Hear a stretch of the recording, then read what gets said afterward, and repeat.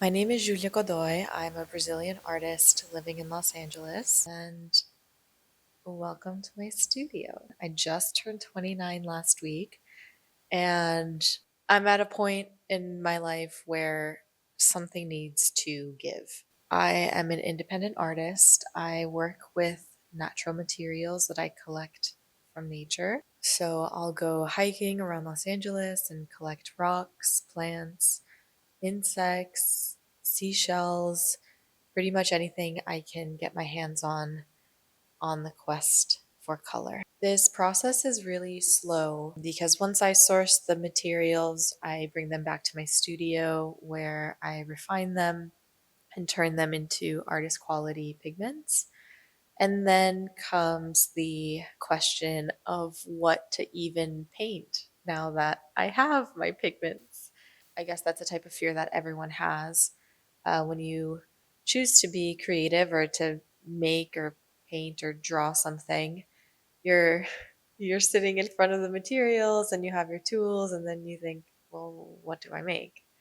And that question has completely opened up my life. Had you told me 4 or 5 years ago that I would be here today because of my work with natural pigments specifically, I would not have believed you. I really want to expand and share more of that art and get out of my artistic hermit bubble. So here I am. Every color that I use begins with the land itself. Growing up between Brazil and the Midwest of the United States, I was always very influenced by differences in not only location, but and climate, but also community, how people spoke to each other. Things were seen as okay socially, and what things weren't. And I found the two cultures, Brazilian and American, to be almost polar opposites at times, and very similar in other ways. So I think that quest for understanding communication and understanding some of my personal emotions and difficulties navigating between the two is really something that pushed me to become an artist. I've always known since I was little I wanted to be an artist. It's been an incredible journey to get here, and I'm not only excited to open up a bit more and share that with you, but to also use this form of documentation as something I can look back on. Maybe when I'm 80 or 90 years old, I can watch these videos and look at little 20-year-old Julia and think, my God, what is this girl doing? What is she getting herself into? But I do really want to look back and feel proud of myself, and know that I was living life to the fullest, and I'm currently living life to the fullest. As kids, we used to pick up these little rocks out of the creek and write with them on the side of the sidewalk, like write our name while we were waiting for the school bus.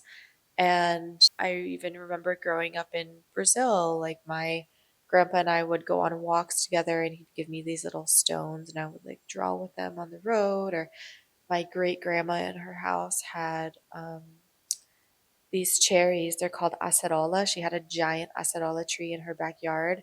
And I just remember picking these little berries, and we'd make juice and jam with them, but their juice was so bright red, and I would draw with them on her tablecloth on her patio, and she didn't mind. So I think it's something that I was interested in as a child, and it's a way that I played because it's how I made sense of the world around me. But as I grew up and life took over and things got a bit more real, and I had to not only navigate the complexities within my personal life, but also think of a career and think of how I'm going to make money and how I'm going to grow up in a 401k and all the retirement things. And I'm like, I'm in my 20s. Why am I worried about this? Where is all of this stress coming from? And while I always had those thoughts, I very much got caught up in it. So I think probably when I was a teenager, so like late teens, I always loved art, but I definitely didn't see myself being able to make a career in it because I had listened to these outer sources saying, "Oh, well, how are you going to make money?" Or, "Okay, you think people are going to buy your art?" Which are okay, are valid. We'll get to that probably in a later video, but um, it really took my life kind of flipping upside down the first time for me to realize that art really was the most important thing in my life. I just felt very connected to this essence that vibrates through all of us because of art. And so I chose to go to school for fine art, even at what, 18, 19, when well, yeah, 18, when I had um, gone to college for my associate's degree. I knew there was like this cloud of judgment around me in making that decision, but I'm like, I'm gonna figure it out regardless. So as much as I love that experience, but I also knew that I wanted a bachelor's degree. So I cast a net for all of these different schools, and I ended up in Philadelphia at the Pennsylvania Academy of Fine Arts. At that point in my life, I was so obsessed with being a great painter and really prided myself in my ability to paint well representationally, which is maybe something I can make a different video about. But in the middle of my studies, COVID happened. And this is really what pushed me to work with natural pigments. So I lost access to my art studio because of social distancing nearly overnight. Um, of course, back then, no one knew what was happening. So I wasn't able to get any of my materials that were there. And at the time, I was living in a tiny micro unit in Center City that was 300 square feet. So I was just going crazy. And then shortly after, I lost my job waiting tables. And I could no longer afford art supplies, but I still had to um, submit homework and assignments for school. So I mainly started getting out of the city. I'd take my bike and bike up the river to this beautiful park right outside of the city. Yeah, I just started really getting fresh air and reconnecting with nature, and slowly these memories of childhood, waiting at my bus stop or drawing at my great grandma's house with berries. They started coming back to me, and I'd find these little bits of brick that seemed so randomly placed. I was in the middle of nowhere. Many times I'd go without seeing anybody for hours, and these little pieces just scattered along the river. Later, I found out that these pieces of bricks are called salmon brick, and it's what Philly was originally built on when the city was first established, and it must have just washed down with the erosion. But I started taking those bricks and sketching with them in my sketchbook, just doing random things and turning those in as assignments. And then I started wondering, well, what else can I find? And that's when I really started working with ochre. So I'd find these little bits of stones, drew with as a kid, and I'm sure you've drawn with as well. I'd collect as much as I could and just draw with them straight in my sketchbook. But back then, I had maybe less than a year to go before graduating, and I was obsessed and kind of freaking out over the annual student exhibition where you display all of the work that you've made, or kind of the best work that you've made in the gallery, and there's patrons that come, and there's collectors, and it's this very, very big thing. So I realized that the work that I was making at this time, just in my sketchbook with raw material, would start to mold. My paper would start to get little holes, almost as if something was eating it.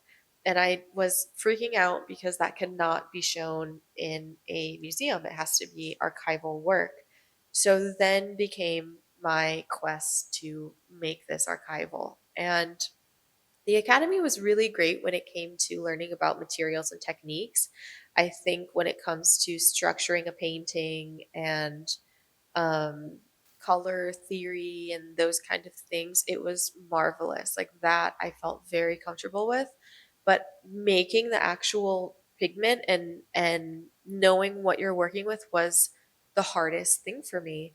A lot of it was just learning on my own with any materials that I could find on the internet or old textbooks or anywhere I could really find it. And that really was where it began. So I since have traveled to France on an artist grant, a scholarship through the academy.